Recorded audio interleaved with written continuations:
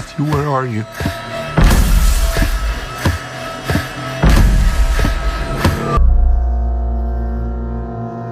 በሜብሩክ አንደኛ ደረጃ ትምህርት ቤት ውስጥ የሶስተኛ ክፍል መምህር የሆነችው ጀስቲን ጋንዲ መደበኛ ትምህርቷን ለመጀመር ወደ ክፍል ስትገባ ከአንዱ ተማሪ በስተቀር የጠረጴዛዎቹ ረድፎች ባዶ ሆኖ ታገኛቸዋለች። ከ18 ተማሪ ውስጥ አሌክስ ሊልዲ ብቻ ነበር ክፍል ውስጥ የነበረው። የፖሊስ መርማሪዎች ያወጡት ነገር በጣም አሳዛኝ ነው። ከጠፉት የህፃናት ቤቶች የድብቅ ካሜራዎች የሆነውን ነገር በግልጽ ያሳያሉ። ሮብ ልክ ከምሽቱ 2:17 ላይ እያንዳንዱ ልጆች ከእንቅልፋቸው በማይታወቅ ሁኔታ በመንቃት ልጆቻቸውን ዘርግተው ከቤቱ በመውጣት ወደማይታወቅ ቦታ ይጠራሉ።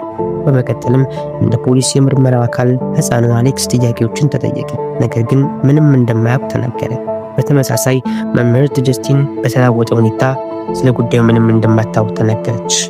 በቀጣዩ ትዕይንት በተማሪዎች ትምህርት ላይ ተጨማሪ መስተጓጎል ለመከላከል ትምህርት ቤቱ እንደገና እንዲከፈት በመወሰን ማርከስ በድጋሚ በሚከፈትበት ዋዜማ የትምህርት ቤቱ ርዕሰ መምህር ለጠፉ ወላጆችና አስተማሪዎች የውይይት ሰዓት አዘጋጀ። የትምህርት ቤቱ አማካሪ ታዳሚውን ሲያነጋግር ጀስቲን በጸጥታ ተቀምጣለች። ከጠፉት የህፃናት ወላጆች መካከል አንዱ የሆነው ባለስልጣናቱ ጊዜ ማባከኑን እንዲያቆሙና በመካከላቸው የተቀመጡትን ተጠርጣሪዎች እንዲያስነሱ በመጠየቅ ንግግሩን አቋረጠ። ነገር ግን ሁሉም አይኖች ወደ መምህር ጀስቲን ዘወራሉ። መምህር ጀስቲንም ከጉዳዩ ንጹህ መሆኗን ስለጠፉት ተማሪዎች ምንም እንደማታውቅ ለማረጋገጥ ቆርጣ ወደ መድረኩ በመውጣት በቅርቡ ለተፈጠረው ነገር አጥብቃ ይቅርታ በመጠየቅ እንደ ማንኛውም ሰው መልስ እንደምትፈልግ አጥብቃ ትናገራለች። ነገር ግን ማርከስ ከቦታው እንድትወጣ ያስገድዳታል። በቀጣይም በጉዳዩ የተዋረደችውና የተናወጠችው ጀስቲን ብስጭቷን ለመርሳት መጠጥ ለመጠጣት በመወሰን ወደ ሱፐርማርኬት ታመራለች።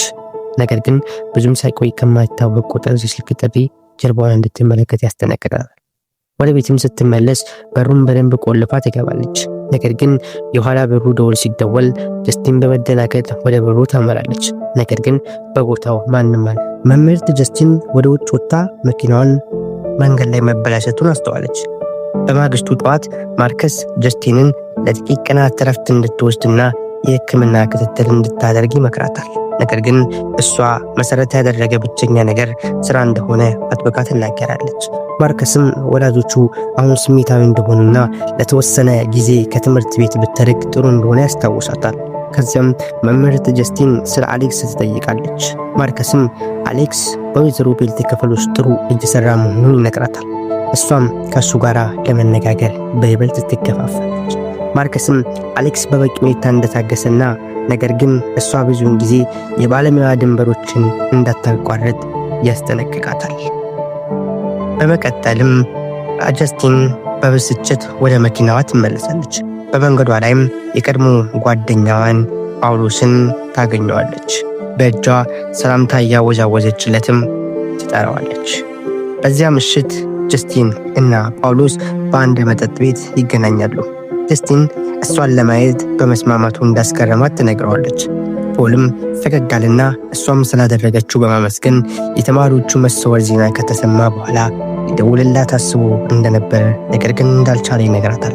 ከዚያም ለጳውሎስ መጠጥ እንዲያመጣለት የቡና ቤቱን አስተናጋጅ ምልክት ከሰጠችው በኋላ ፖልም ጀስቲን ጉዳዩን እንዴት እንዳያዘች በእርጋታ ይጠይቃታል። ሰዎች ጠንቋይ እያሉ እንደሚሏትና እንዲያውም አንድ ሰው መኪናዋ ላይ ጠንቋይ ብሎ እንዳበላሸባት ሳትሸግሽግ ትነግረዋለች። ጳውሎስም ይህንን ሲሰማ በጥልቅ እንድትተነፍስ በማበረታታትና በራሷን ማሳብ እንዳትጠመድ ሰዎች እሷ የምታስበውን ያህል ስለሷ እንደማያስቡ ይነግራታል። ነገር ግን ጀስቲን በዚህ ሐሳብ አትስማማ። በመቀጠልም ሚስቱ ዶና እዚህ እንዳለ እንደምታውቅ ጠየቀችው። ጳውሎስም በቅርብ ጊዜ ችግሮች እያጋጠሟቸው እንደሆነ ያስረዳታል። ጀስቲንም ፈገግ አለች። የበለጠ መጠጥ እንዲጠጡም ይገፋፋታል። በዚያ ምሽትም አብረው አደሩ። በማግስቱም በመንገድ ላይ ጀስቲን ስለ ስራው በዘፈቀደ ጳውሎስን ትጠይቀዋለች። ነገር ግን ጳውሎስ የመናገር ስሜት ስላልነበረው ረጋ በማለት መሚሆን ጥሩ በማለት ይመልስላታል።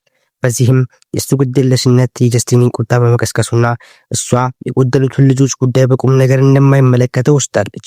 ጳውሎስ እሱ መርማሪ እንደማልሆንና እንደማያገባውም በመናገር ከመኪናው ይወርዳል። እሷም በማየቷም ደስተኛ ነበረ። ከትምህርት ገበታም በኋላ ጀስቲን አሌክስን በመከተል ወደ ቤቱ ታመራለች። የቤታቸውንም ደውል ታጮኻለች። ነገር ግን የሚመልስላት አልነበረም። ሌላ መንገድን በመፈለግ የጎን በር ከፍታ ወደ ትንሹ የአትክልት ስፍራ ትገባለች። ከዚያ ሆኖ በመስኮቱ ውስጥ ባለው ክፍተት ወደ ውስጥ ትመለከታለች። ከውስጥ ሁለት ሰዎች ሶፋ ላይ ተቀምጠዋል፣ ነገር ግን ሙሉ በሙሉ እንቅስቃሴ አያደርጉም። ጀስቲንም በመደናገጥ ያየችውን ነገር ሪፖርት ለማድረግ ወደ ማርከስ ደውላ ትናገራለች። ነገር ግን ማርከስ ከአሌክስ እንድትርቅ በግልጽ ነግሯታል። ከደቂቃዎች በኋላ ጀስቲን በመጠጥ ሱቅ ውስጥ መጠጥ እየገዛች ሳለ የጳውሎስ ሚስት ከሆነችው ከዶና ጋር ትፋጠጣለች። ጀስቲንም ጳውሎስ እንዳታለላት ትረዳለች።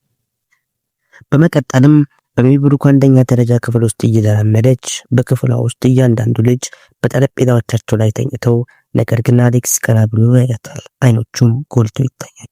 ወደ አልጋዋ ስትመለስ አንዲት የማታውቃት ሴት ከላይ ጣሪያ ላይ እንዳለች ታስተውላለች። በፍርሃት ተውጣም ትጮኻለች። በማግስቱ ሕፃኑ አሌክስ ወደ ጀስቲን ቀረበ። ሰላም ነህ ብላ ትጠይቀዋለች። እሱም ደህና ነኝ በማለት